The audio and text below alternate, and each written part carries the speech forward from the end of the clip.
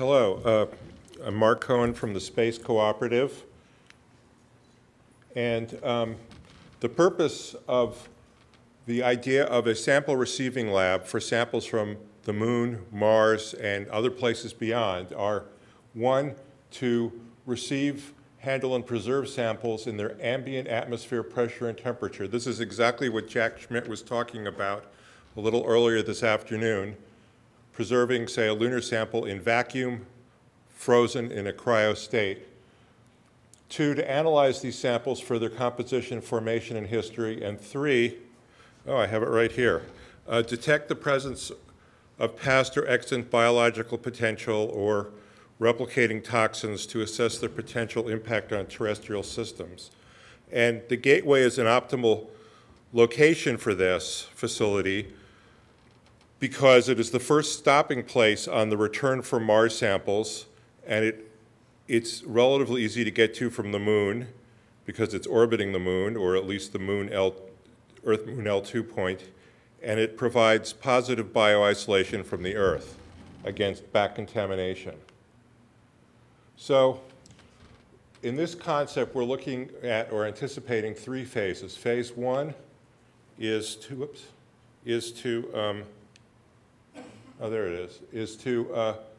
return frozen samples from the Moon in a cryovacuum state. And for this first phase, it could actually be located at the ISS or at the Deep Space Gateway, depending on where there's a berthing port available, and other factors. Two, it would handle robotically returned or returned samples from Mars in Mars ambient atmosphere temperature and pressure. And three, eventually return samples, say from the icy moons of the gas giants such as Europa, Enceladus, Titan, or elsewhere beyond, in their atmospheres, temperatures, and pressures. So, as I said, the sample receiving lab could at least initially berth to the ISS or the DSG. That's the comparison of the sizes of the ISS and the Deep Space Gateway. I've been referring to the Deep Space Gateway as just that because the NASA new term is the Lunar Orbital Platform Gateway, because 9 syllables are obviously so much better than 4 syllables. This is like the first term NASA has ever invented that is immune to being turned into an acronym. Nobody has an acronym yet for this 9-syllable term. This picture shows an Orion spacecraft approaching the Deep Space Gateway on the far lunar side. So one of the interesting features about the DSG compared to the ISS is that there's already been a lot of international partner buy-in. The international partner process took many, many years for ISS. But we already have some participation. Russians are proposing a 6-person crew vehicle called a Fedorovskaya and an airlock module. And they're also proposing, it's not in this picture, a lunar lander support module. And ESA is proposing to participate in preparing a power and propulsion bus. And also JAXA, ESA, and NASA are talking about collaborating on habitation modules and perhaps possibly laboratory modules. So where would the Deep Space Gateway be? Well, it's at the Earth-Moon Lagrange point 2, which is on the far side of the Moon from the Earth here. And as a public service announcement, this is what the so-called near rectilinear halo orbit about EML2 looks like, where the Moon is kind of nested in this end of an ellipse. And L2 is out here in this sort of basket weave of orbital precession. And the idea is that putting the DSG in this kind of orbit would afford stability, access to the lunar surface, and also to be a jumping off point and return point for payloads coming from further out in the solar system. So a background on sample handling. In 1981, Don DiVincenzi here at Ames published the Antaeus Quarantine Space Station study, and I actually participated in the Antaeus study when I was starting at Ames. It didn't go very far, but that was the first concept.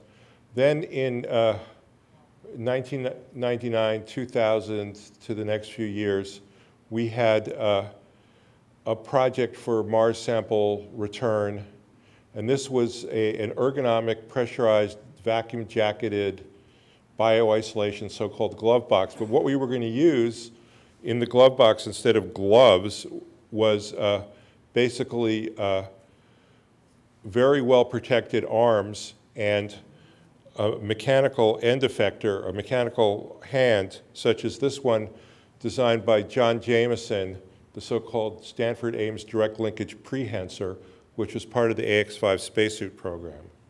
The AX-5 was an all-hard spacesuit with marvelous bearings, which have since been incorporated into the shuttle EMU, or were incorporated. So we had studies of what a Mars surface laboratory would look like. At this time, this is like a year or two after the Mars Design Reference Mission was published. We were looking at putting a laboratory on Mars to study Mars samples right there by crew members. So we had he had design concepts for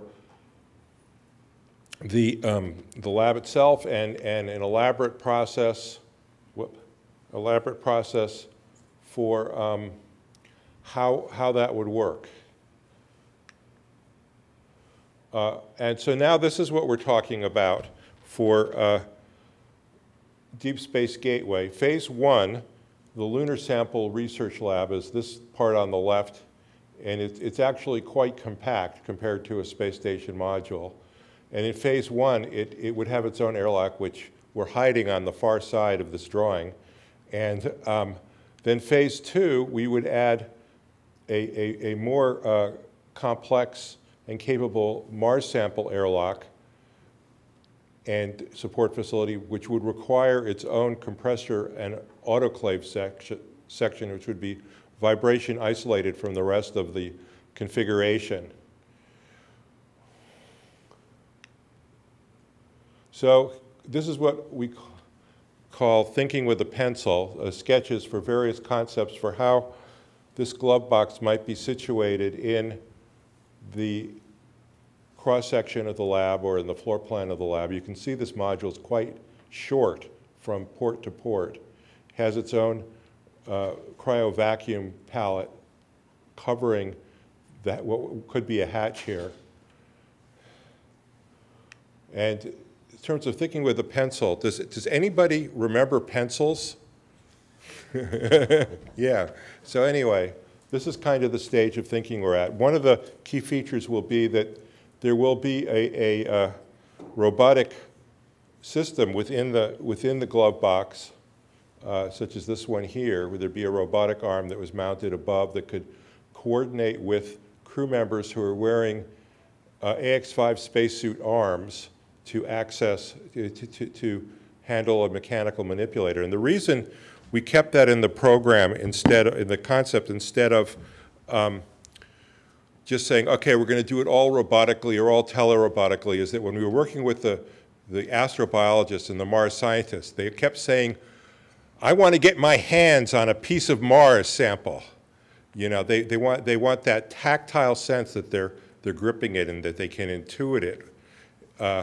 So we're keeping that feature in the concept for now, but obviously if you have an investigator who's on Earth who wants to examine a sample, that has to happen telerobotically.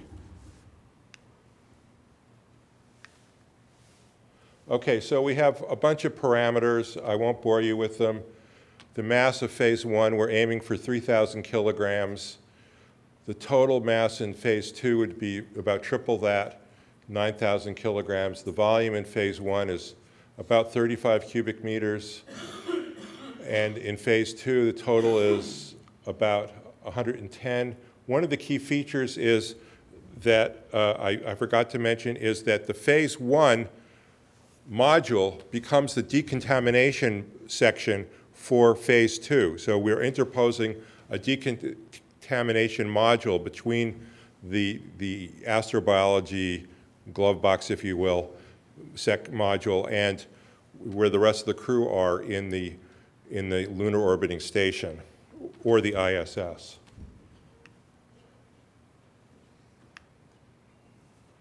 So in terms of orbital considerations, we're really pretty agnostic, but best place to be is in the most convenient orbit to receive payloads coming back from Mars, which could well be the near rectal and near halo orbit. An astronaut presence will not be disruptive. It will be helpful and essential. And do we need telerobotics? Yes. Each sample receiving pod will incorporate its own microsurgical robot and other handling mechanisms. We're thinking that samples will come in to the airlock. There will be a way of taking each individual sample out of the carrier bus, which might have anywhere from a few to dozens of separate samples. Each one of those goes into its own little container, and that container incorporates its own microsurgical robot, because the really big problem you have is, if you're passing samples around, is cleaning all your equipment between samples so that you don't get cross-contamination. So it seems like the simplest, although hardly the least expensive way to do that, is that each of these small containers has its own robot, and each robot only deals with one sample or one related batch of samples. You need to put that on a slide sometime. Okay, so conclusion. An extraterrestrial sample receiving laboratory that serves as a planetary quarantine facility to protect the Earth from back contamination is a flagship function for the Deep Space Gateway. 2, this sample receiving lab concept can support the analysis investigation of pristine samples from all parts of the solar system. And 3, humans, robots, telerobots, and even autonomous systems can all participate in sample analysis. And I find I put this at the end of every presentation now. We can address and solve all the potential problems only if we recognize them and marshal the resources to overcome them. Okay, and yes, there are references. There are references. Okay, so questions?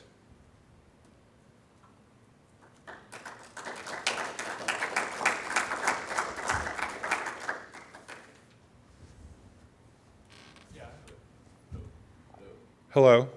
I have a quick question. You were talking that the gateway would be a good place to isolate samples from Earth. You were talking about so they wouldn't be contaminated by organics if those samples were brought back here on Earth. But what's to stop? I mean, we're going to be bringing with us ourselves. What countermeasures or measures will be taking place on gateway in order to ensure that that's actually the case, that things are isolated? Well, we're going to get a lot of practice first with handling lunar samples in its own glove box or chamber with robotics and with manual manipulation.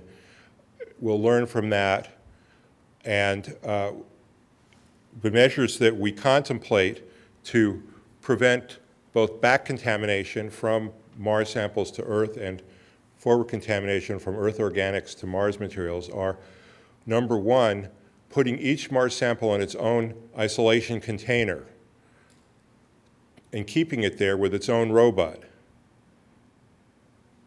and having limitless money to burn to do that. And 2, the glove box of the chamber itself will have a vacuum jacket. We understand that everything leaks. Even a solid piece of metal will have gas atoms or molecules transit it. And so we're going to have pull a vacuum on we'll have a double wall enclosure, pull a vacuum, suck atmosphere through, and autoclave it, and recycle what we can. I actually designed such a system back in the early 2000s, and then the so-called follow the water theory of Mars hit, and that period and everything stopped for a while, never really restarted. So yeah, so there are a bunch of technology and engineering solutions we will implement to try to address all those things. I was wondering if there was going to be a subsection of Gateway that was going to be completely isolated then from the rest of crew habitat. Well, that idea. The idea we have for that is that we basically, once we've been handling lunar samples for who knows how many years, 5, 10 years, and Mars Simple comes back, the section that was the Lunar Sample Receiving Lab module then becomes a bioisolation decontamination section. Would have a shower and would have the possibility of being evacuated to vacuum, separate from either the Mars Sample Receiving Lab or the DSG proper. Thank you. Thanks very much.